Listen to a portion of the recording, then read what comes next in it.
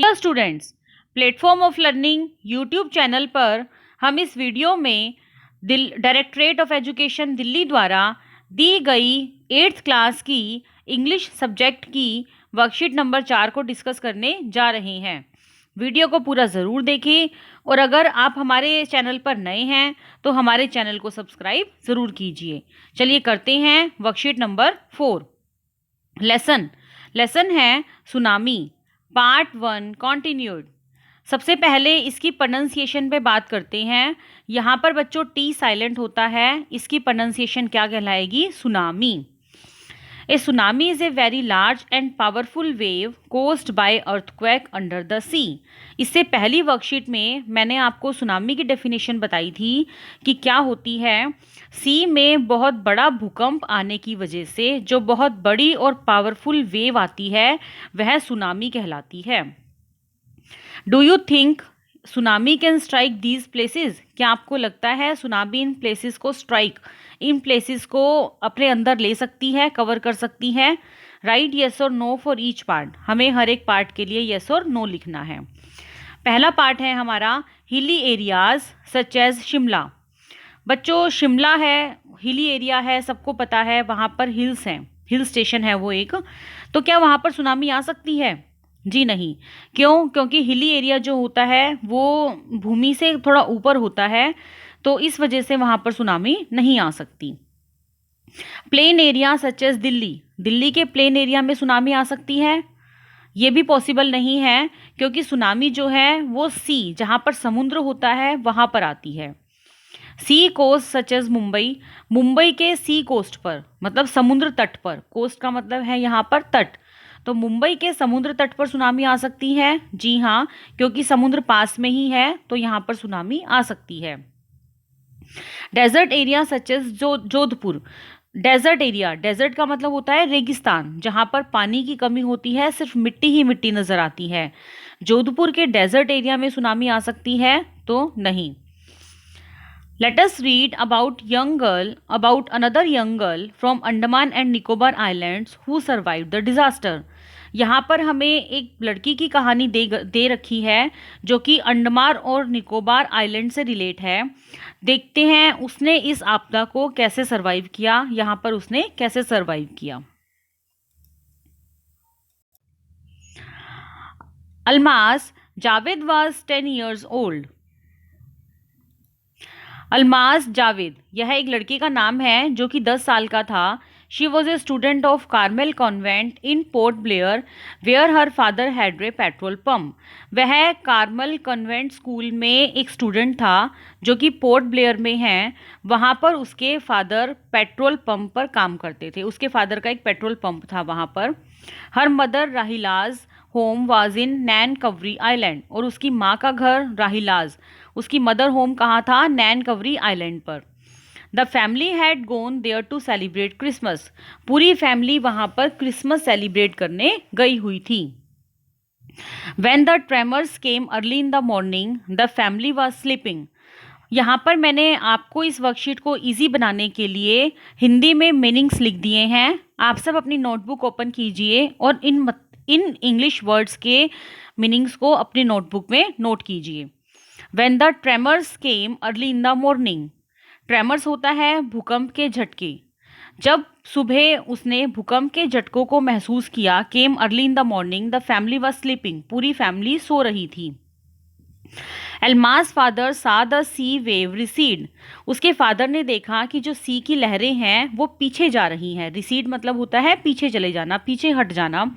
अल्मास के फादर ने देखा द सी वाटर रिसीड, सी का पानी जो है वो पीछे जा रहा है।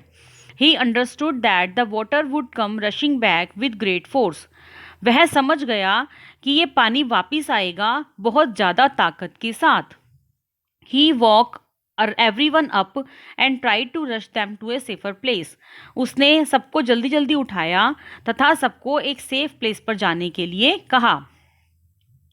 As they ran, her grandfather was hit on the head by something and he fell down. जब वो भाग रहे थे तो उसके ग्रैंडफादर का सिर किसी चीज़ से टकराया और वह ज़मीन पर गिर गए। He fell down, वह ज़मीन पर गिर गए। Her father rush to help him, तो उसके फादर ने उनकी भागने में हेल्प की। They came the first giant wave that swept both of them away, तभी एक बहुत विशाल वेव, बहुत विशाल मतलब लहर उनके पास आई और उन दोनों को बहाकर ले गई। स्वेप्ट में, स्वेप्ट मतलब होता है बहाकर अपने साथ ले जाना, उन दोनों को अपने साथ बहाकर ले गई। Alma's mother and aunts stood cling to the leaves of a coconut tree. Almas की मदर और आंटी ने एक कोकोनट ट्री की लीव्स को पकड़ा हुआ था। क्लिंगिंग मतलब होता है पकड़ना। वह उसे पकड़कर खड़ी हुई थी। Calling out to her, a wave uprooted the tree and they too were washed away. तभी अपरूटेड मतलब होता है बेटा जड़ से उखड़ जाना, जड़ से उखाड़ना। एक मतलब लहर आई वहां पर, वह उस पेड़ को जड़ से उखाड़ ले गई और उनको भी अपने साथ बहाकर ले गई। अल्माज साए लोग ऑफ वुड फ्लोटिंग, अल्माज ने तभी वहां पर एक लकड़ी का मतलब लोग मतलब लकड़ी का गट्ठा, एक लकड़ी का गट्ठा तैरते हुए देखा। She climbed on to it, वह उसके ऊपर चढ़ गया। देन शी फेंटेड, उसके बाद वह बेहोश हो गया। When she woke up, she was in hospital in कैमोरटा, जब वह जागी, जब उसे होश आया, शी वॉज इन हॉस्पिटल, वह कोमारटा के एक हॉस्पिटल में थी। From there she was brought to Port Blair, उसके बाद वहाँ से उसे पोर्ट ब्लेयर ले जाया गया। The little girl doesn't want to talk about the incident with anyone, और वह छोटी सी लड़की अपने इस इंसिडेंट को किसी के साथ शेयर नहीं करना चाहती। शी इज स्टिल ट्रोमेटाइज्ड, वह पूरी तरह से आघात थी। ट्रोमेटाइज्ड मतलब होता है आघात, मतलब उसको बहुत बड़ा दुख हो रहा था कि उसके ग्रैंडफादर, उसके फादर, उसकी मदर के साथ एक आंट, वो सब उस हवा के साथ, उस लहर के साथ बह गए थे, सिर्फ एक अकेली वही बची थी। तो वह उसको बहुत आघात हो रहा था, बहुत दुख हो रहा। Now sequence the events pictures as they occur in the passage above. Write correct serial number in the boxes. यहाँ पर इस सुनामी से रिलेटेड 3 पिक्चर्स दी गई हैं। आपको इस कहानी के अकॉर्डिंग उन पिक्चर्स को अरेंज करना है। देखिए पहली पिक्चर में क्या है, सुनामी की लहर आई हुई है और कार है, लोग हैं, उसके साथ बहे चले जा रहे हैं। दूसरी पिक्चर में लड़की जो है वो हॉस्पिटलाइज्ड है, और तीसरी पिक्चर में घर सेफ है, मकान भी सेफ है, सिर्फ सुनामी की लहर ऊपर उठती हुई दिखाई दे रही है। तो यहाँ पर ये पहला नंबर है कि सुनामी आ रही है। ये दूसरा नंबर होगा कि सुनामी अपने साथ लोगों को बहा कर ले जा रही है। ये तीसरा नंबर है कि लड़की कोकोनट ट्री पर चढ़ गई थी और उसके बाद उसे हॉस्पिटल में ले जाया गया। तो यहाँ पर ये तीसरा नंबर है। Answer the following questions bye selecting the correct options. यहाँ पर हमें कुछ क्वेश्चंस दिए गए हैं, हमें उनमें करेक्ट ऑप्शन बतानी है कि कौन सी आएगी। पहला क्वेश्चन है, why did Almas father wake up his family, Almas के फादर ने उस पूरी फैमिली को क्यों उठाया। वेकअप मतलब उठाना, क्यों जगाया। टू सेलिब्रेट क्रिसमस, क्या वो क्रिसमस सेलिब्रेट करने के लिए जगा रहे थे सबको, या to rush them to a safer place, या सबको एक सेफ प्लेस पर जाने के लिए कह रहे थे। तो इसकी बी ऑप्शन है, to rush them to a safer place, वह सबको एक सेफ वाली जगह पर ले जाना चाहते थे। Second question, Almas did not want to talk about the incident with anyone because, Almas अपने इस इंसिडेंट को किसी के साथ शेयर नहीं करना चाहती थी, किसी को बताना नहीं चाहती थी। बिकॉज क्योंकि, शी वॉज अनवेल, क्योंकि वह ठीक नहीं थी, वह बीमार थी। She was shocked at the loss her family members, या फिर वह शॉक थी क्योंकि उसके फैमिली मेम्बर्स उससे दूर हो चुके थे। तो जी हाँ, इसका आंसर है B option, she was shocked as she lost her family members.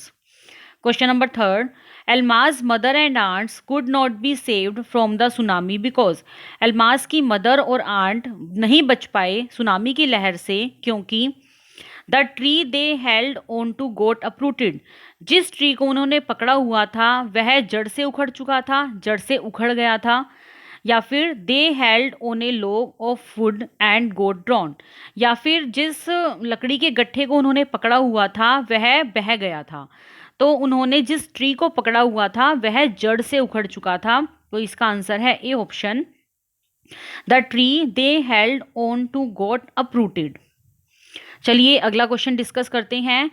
Given below are words phrases from the passage that indicating movement of different kinds. यहाँ पर आपको कुछ वर्ड्स फ्रेजेस दे रखे हैं, हमें बताना है कि वो कौन से मूवमेंट को, डिफरेंट डिफरेंट कौन से मूवमेंट्स को इंडिकेट कर रही हैं। तो वर्ड्स हैं, पहला है रश्ट। देखो मैंने यहाँ पर बच्चों उनका हिंदी मीनिंग भी लिख दिया है। रश्ट मतलब होता है जल्दी करना। अगला है स्वेप्ट अवे, बह ले जाना, बाहर ले जाना अपने साथ। फ्लोटिंग, फ्लोटिंग मतलब तैरना। रिसीड, रिसीड मतलब पीछे जाना। तो बताइए ये कौन से मूवमेंट को इंडिकेट करेगा, फास्ट मूवमेंट को, स्लो मूवमेंट को, या नाइदर स्लो नोर फास्ट। पहले हम फास्ट मूवमेंट के बारे में बात करते हैं। तो रश्ट जल्दी करना फास्ट मूवमेंट है, जब भी हम कोई चीज़ जल्दी करते हैं तो वो फास्ट होता है, तो रश्ट यहाँ पर आएगा। स्वेप्ट अवे बहा ले जाना, जो सुनामी की लहर है वो अपने साथ बहुत जल्दी से बहा ले जाती है, तो ये भी फास्ट मूवमेंट है, स्वेप्ट अवे। तो फास्ट मूवमेंट में आएगा रश्ट और स्वेप्ट अवे। रिसीड, रिसीड मतलब होता है पीछे जाना, पीछे जाना, तो यह एक स्लो मूवमेंट है। अगला है फ्लोटिंग मतलब तैरना, जब भी हम तैरते हैं तो नाइदर स्लो नोर फास्ट, यह मूवमेंट ना तो ज़्यादा स्लो होता है और ना ही ज़्यादा फास्ट होता है, तो फ्लोटिंग जो है वो नाइदर स्लो नोर फास्ट मूवमेंट में आएगा। उम्मीद है बच्चों आपको यह वर्कशीट अच्छे से समझ में आ गई होगी। फिर भी अगर आपकी कोई क्वेरी है तो मुझे कमेंट में ज़रूर लिखें। वीडियो को लाइक और अपने फ्रेंड के साथ शेयर ज़रूर कीजिए। Thank you, have a nice day.